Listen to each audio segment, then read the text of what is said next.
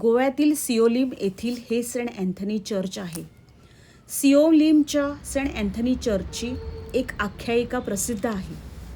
इसवी सन 1600च्या सुमारास पोर्तुगीज व्यापारी सेंट अँथनीची मूर्ती घेऊन समुद्रातून प्रवास करत होते.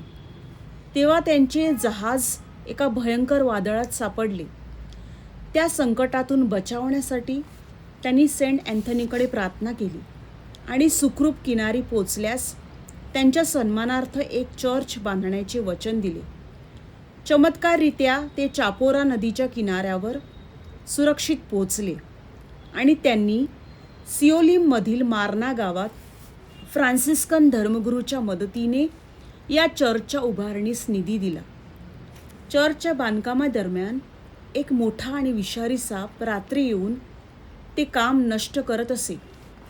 घाबरलेल्या लोकांनी शेवटी सेंट अँथनी यांच्याकडे मदतीची प्रार्थना केली आणि बांधकाम साईटवर त्यांची मूर्ती ठेवली. दुसऱ्या दिवशी सकाळी जेव्हा लोकांनी पाहिले तेव्हा तो साप सेंट अँथनी त्यांच्या हातातील दोरीला गळफास लागलेल्या स्थितीत लटकलेला आढळला.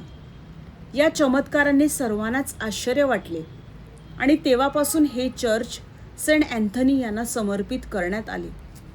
सुरुवातीला 16व्या शतकात येथे एक छोटे प्रार्थनास्थळ चॅपल होते.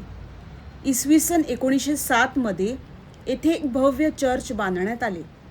या चर्चच्या मुख्य दर्शनी भागात सेंट अँथनी आणि सापाची हीच पौराणिक कथा कोरलेली आहे.